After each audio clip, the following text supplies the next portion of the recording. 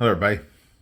This is Ken Faulkner, or as bees would say, Ken Faulkner. I can't do his, how he does it. Anyway, another knife video. Here we go. I'm not into the bug out killer thing. And it's kind of, you haven't really heard that much lately on that.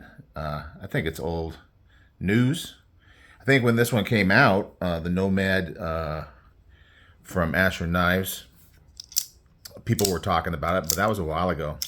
So this is one from the collection, but it's one that's kind of underrated in my collection. I remember getting this one. I was looking at the Asher website, Asher Knives, and it looks like they have some more stuff in stock. It used to be that when they would put out a knife, they drop something and it would sell out so fast.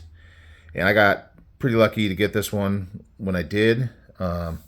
But you don't really hear as much about them, but I think they're still really a great company. And I don't know, I think that they, I think it's kind of a one-man operation. The thing about them is that they, or he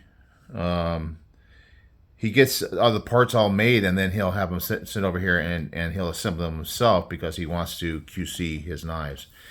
And I have two of his. I don't have the other one out here, but they're both, just really fit and finish is awesome. I think that he will send stuff back. I think I remember having some delays and drops because of the fact he had to send stuff back. So, even though there's the Chinese made component of it, there is an American company thing. This is something I was talking with somebody about the other day.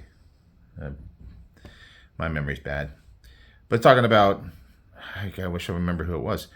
Talking about American made, Raybo 34. Yeah. So he brought that up, and it kind of echoes in my mind that, even when you're buying Chinese knives, there's companies that are distributing them. So like a Blade HQ or something along those lines. There are American companies that are a component of it. Obviously, we seek out a lot of times like as American made as possible, but there is like a lot of times a percentage of things that are made in China, and it's just really hard to separate it these days because so little manufacturing is done in the U.S. But anyway, it's not about that. It's about the fact that this person puts personal hands on the knives and checks them. And Asher Knives, I think, is a very legit company, and I've always enjoyed this knife. I remember when I did get it, I had my Bugout, so I guess I'll grab that guy. I had my Bugout, and my Bugout at the time had the FRN handles. I have since changed out to the titanium G10 handles, and for me that was a huge thing. But even now, of course, this is a little older knife. I've had this a little bit longer, but the action on this one just doesn't compare. Now, I know that these knives look similar. Obviously not exact duplicates at all. And I'm not going like over the top to say, oh, it's way too close or whatever. It's not me. I'm not going to do that. I think I just kind of did it for fun. And anyway, maybe it'll get more people watching the video. Not that I really am all about that.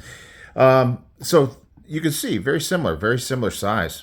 And but the action on this one, I felt like the lock, the crossbar lock on this worked out well. And you can see that as I'm flicking it open and closed, I kind of do it a little fail there. But the Bugout, I mean, if you get enough wrist on it, it's going to work every time. But sometimes because it's a light blade, it's not going to completely close. Whereas this Asher knife, for whatever reason, seems to be consistent. One thing that this one has that the Bugout doesn't have is a fuller, and I kind of like because I carried this today. That's the good thing about doing these videos of knives in my collection is I start carrying them and checking them out. That fuller, because I like the reverse flick. That's my favorite way. and I get a better reverse flick when I don't have a camera, on it, of course, but also the thumb studs are better for me for the thumb. But this has that little fuller that I can flick off of, and it is usable, but it's very subtle, and I think it's really cool. Nice stone wash on the blade. It's M390 steel. It's another thing that's kind of up there in quality. I mean, this is S30V, your standard S30V Bugout, which is not a bad steel at all. But so we'll compare the prices, and the Bugout was $162, and the Asher was $90. Wow, that's a while ago. But yeah, there's another big thing. I mean, and we can talk all day, but obviously this is not all American made, at least not as much American made as the Bugout. I haven't researched any of that, and I'm not making any claims. I think that they are pretty much full on American made. But yeah, a little bit thicker in the handle, certainly, because this Flightanium, I forget what they call this style, but it gives it a little more thickness. But this is definitely thicker even than the Flightanium scales. So yeah, that was the one thing that I really noticed back then. So I broke out, I went through my whole list, and I broke out everything I could think of, and some of them are a little bit more of a stretch that is in this class of knives. And this is the kind of class of knives where I'm wearing like gym shorts or going to the gym. I mean, I like to carry a knife to the gym just because of the rule number 9 thing, right? Always carry a knife. So I like to carry a knife at the gym, but I don't want it to be super heavy, especially when I'm in gym shorts in the summertime. It's just gonna be too much, I already carry a lot of stuff in my pockets on a daily basis, and even at the gym, I got stuff in there, so it's just too bulky. But here's one very recent addition to the collection with the button lock version, and that is the Pyrite Light, and very much same size, FRN, but for me, because it does have steel liners in it, a lot of people don't mind the little flex. And, I didn't think it was the end of the world or anything, but it's definitely heavier, even now. And I mentioned that when I did the video on this one, that it was surprisingly heavy for a light. So definitely heavier. Definitely a different shape blade, which I like a lot. Also, the Nomad is heavier than the Bugout. So if lightness is really what you're all about, and maybe even thinness is what you're all about, then it's still going to be top of the list a lot of times. Let's see, another one that I got recently was the Kershaw Bel Air. Aluminum handles on this one. This one is very thin. I mean, it's probably original Bugout thin, maybe about that thickness. Obviously with the Flightanium scales, we're getting wider. Good action on this one. Similar kind of very light feeling blade. So, but still very good action. Of course, it's newer. I probably haven't cleaned this one out for a while. I just went through a weekend of taking apart Axis lock knives. I did have to replace the one of the Omega springs on this knife, but I only had to take off. Was it this knife? Maybe it's something else. But anyway, when I did do that recent change out, it was an easy one where I didn't have to completely disassemble the whole blade. I just had to take off one side and do the repair. God, I wish my memory was better. But, when it happens, and you may all be there someday, and some of you are already there, so you know what I mean. Another one,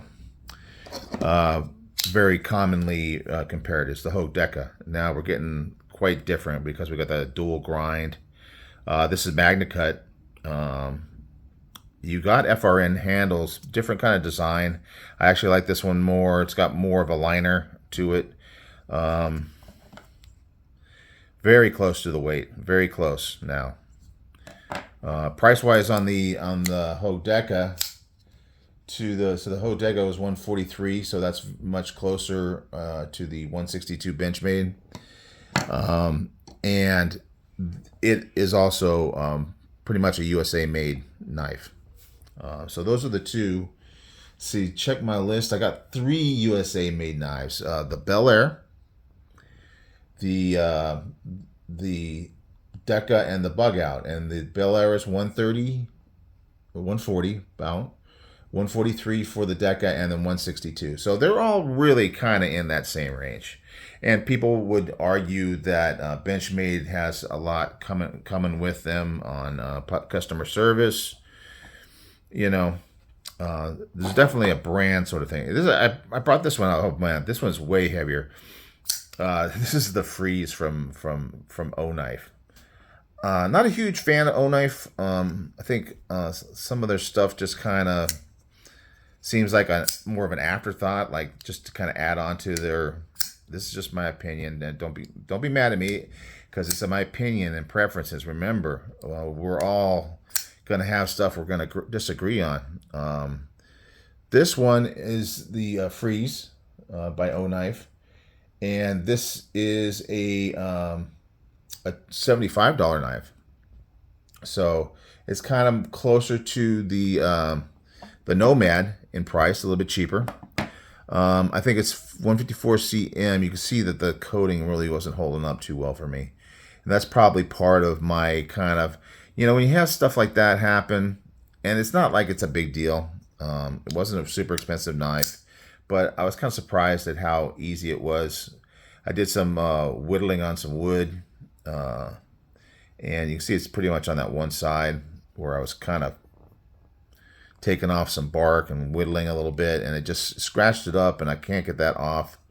And I think that that's the kind of thing that will affect your brand thought. Now I still like O Knife or O Light flashlights. I don't really have a problem with them. I think some people might. Yeah, 154 cm blade, aluminum handles, but definitely feels a lot more heavy, and it does have some substantial liners on this one. And this is probably the biggest stretch of the bunch, maybe closer to the Pirate Light. Certainly price wise, the Pirate Light coming in at $30 is just like, is head and shoulders on that side. So if price is an issue for you, that may be the one. But here you go. There's a whole bunch of knives here. Nomad is definitely standing out there. The steel, the ergos on it are very good. M390 versus MagnaCut, maybe, it depends on how you feel about that. But they're both pretty high on the premium steel, thing. So I think the Nomad is definitely a great contender. Fit and finish, action, probably the best in the group. Bel Air is pretty good too. Clip is really good. As far as feeling it, let's check it out. I don't really notice it. Sometimes I could feel it for sure. Those kind of things just don't bother me so much. I have to really think about it, and which is, it's hard for me to review something that doesn't really affect me that much. But yeah, not uncomfortable. I wouldn't call anything a hot spot there. I could just feel it. It's there. I know some people have problems with the Bel Air because it's got such a deep carry. But again, I don't feel it. I don't really, I know it's there, especially if I think about it, but I don't hold this knife or cut with it and say, wow, that clip is really bothering me. It's pretty rare if that happens.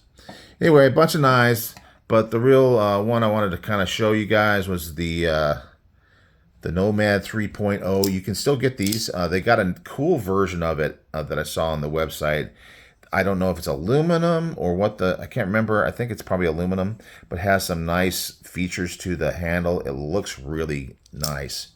I can't remember if I think they might have had some versions available, like different blade shapes.